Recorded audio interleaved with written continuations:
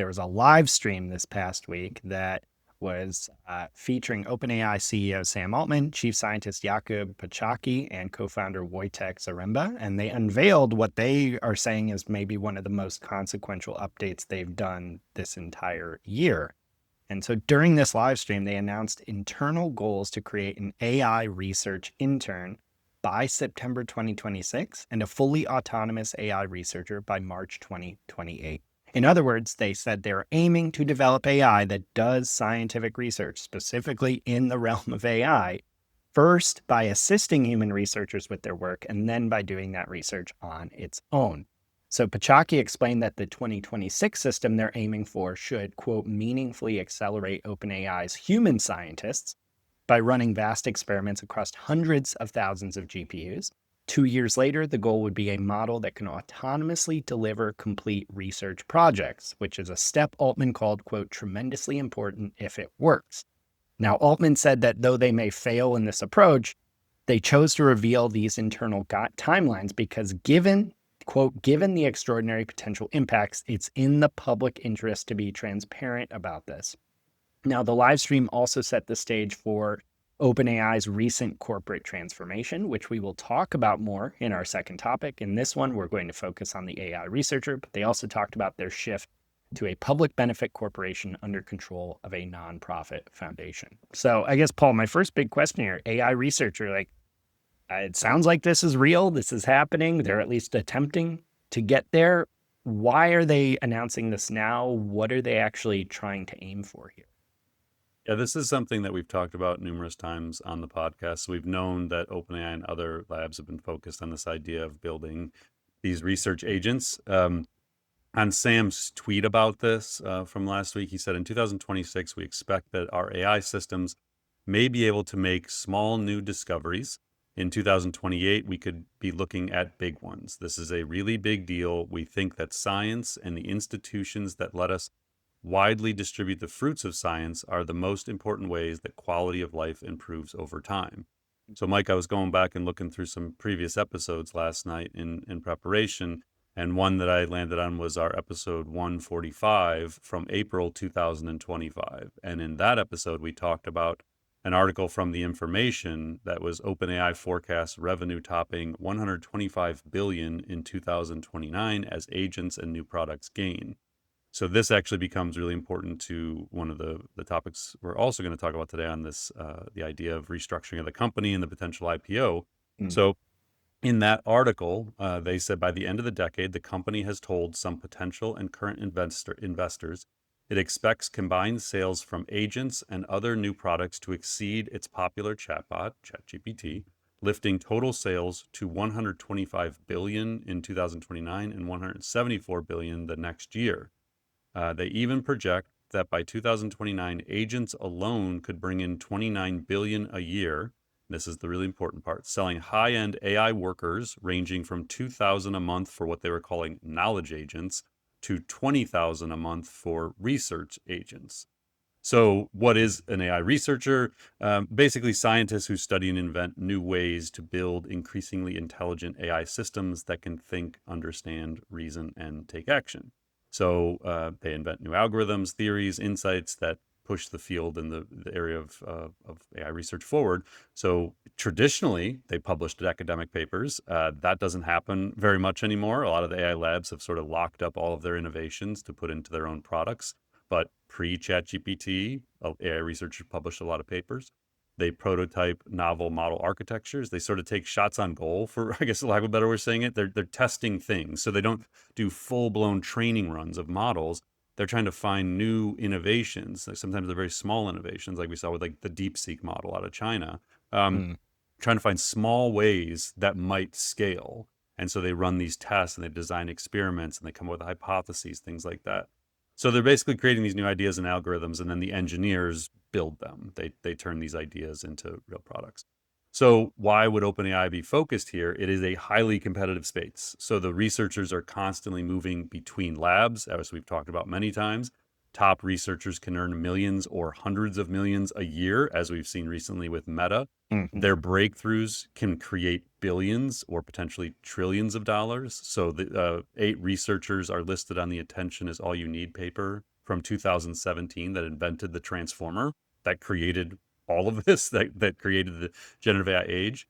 So by automating the work, the AI intern could help with things like reading and analyzing papers, generating hypotheses, and then maybe like conceiving of simple experiments to run.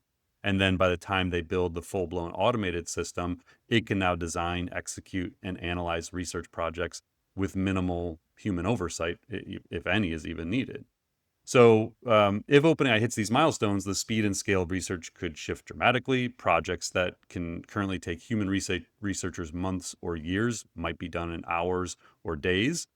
New insights could emerge in fields like medicine, material sciences, physics, which is all the areas OpenAI said they're interested in, as is Google. And I'm sure Google is doing the same thing. Yeah. Zuckerberg has said they wanted to have an AI researcher, by next year.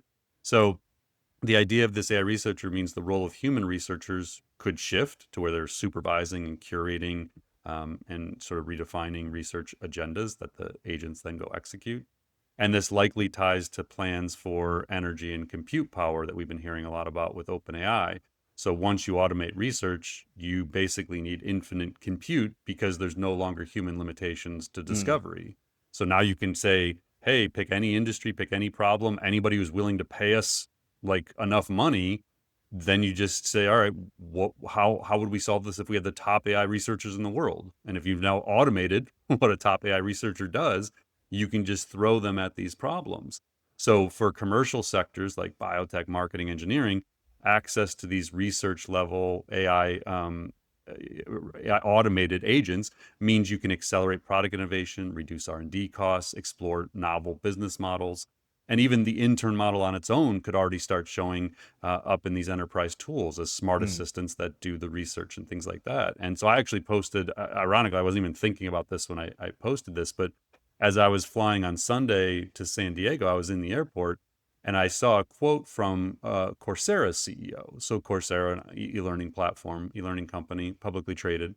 And the CEO quote caught my attention because we're building an e-learning platform. Like I envision building SmarterX into a company that has hundreds of thousands, if not millions of learners in our platform.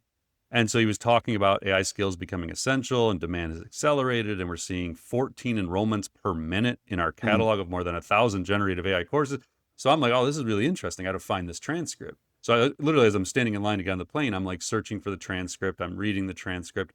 And then I realized like, if I had like a research assistant that could do this for me every quarter, and it could go pull these quarterly earnings calls and then analyze them and look at the commentary from the CFO and the CEO and like the analyst questions. And this would be great if I could summarize this and then assess it versus our business model. So I put on LinkedIn like this whole workflow of like how this would work. I was like, I'll just share this. Like this might inspire other people to like think differently about the problems they're facing. And so in a matter of literally like 5 minutes, I created this entire, what could be a system prompt for an agent to do this. And so you realize like what they're doing, it's not any different than what I was thinking about doing with our stuff. They're just focused on doing it for AI research because that's what they do. But I think of the AI researcher as a bit of a canary in the coal mine because if you have the ability to build these agents and you don't even need technical ability to do them, then people like me as the CEO of a company can just like envision an agent for something and just go build it.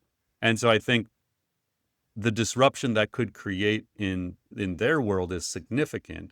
For me, that one little example of a earnings call research analyst, which by the way, I tagged Dharmesh Shah, our friend at co-founder of HubSpot, and I said, hey, could I build this on agent.ai? Because he's got this secondary initiative he's been building there, sort of a professional network for agents. And he said, yeah, actually, I built something like that. He has an earnings call analyst agent that he had built. And so he said, you might be able to kind of adapt this one for what you're looking for. So yeah, this is a big deal because it unlocks so much more. If you think of all the innovation we've experienced in the last 15 years in particular with artificial intelligence and really the last 3 years when we drill in, it's driven by AI researchers who come up with novel ideas of how to improve these models and then they experiment on them. If you can run those experiments 24/7 and you can have enough data centers to where there's no limitation, it's literally just coming up with an idea and then going. And if you have a symphony of these things, hundreds, thousands of these things, it changes everything. And correct me if I'm wrong, but one of the reasons they said they were doing this and making this announcement is because it's in the public interest due to the transformative changes that would happen. Is the implication there like what you would call like a fast takeoff scenario? It's like if AI researchers become a real thing, the rate of AI improvement starts to grow exponentially if they unlock new discoveries, new advancements. It's like we could get a very exponential curve in the growth of AI abilities, which would have huge societal implications. Yeah, I think that is certainly part of it. It also fits in their iterative deployment. So as they come up with new capabilities in these models, they want society to have time to get used to them and adapt to them. So yeah, in this scenario, I think it's going to have a dramatic impact on a lot of different areas. And then again, if they've been able to build an AI research agent, they're going to be able to build all these other agents. So that $2,000 a month knowledge agent. So imagine, you know, the example I gave of this earnings call analyst, if they have a $2,000 a month version of ChatGPT that is a knowledge agent that can basically do anything I imagine, I could literally just put the workflow in I created that I shared on LinkedIn, drop it into ChatGPT and say, build me an agent for this. Yep. And then it would build it, because I actually did an MVP of that concept. I took the earnings call, I gave it to ChatGPT, my co-CEO GPT, which is trained on our business model. And I said, analyze this and find anything relevant for me, build me a strategic brief, and then find anything that would affect like our own pricing model, course roadmap, things like that. And it did it while, again, I was standing in line to get on the plane. So I know it'll work. I would just have to automate some components of it. So yeah, imagine that agent mode. And would I pay $2,000 a month for it? Hell yeah. Like if I could build agents on the fly by just having ideas that actually could go do work that would have taken me 5 to 10 hours per earnings call. So I'm saving 30 hours a quarter Yeah. that I just wouldn't have done otherwise. Yeah. So I think that they, again, to get to the amount of revenue they want to get to IPO, the idea of a studio where you can build your own agents based on simple prompts makes a ton of sense. And I think they can do that within the next 2 years.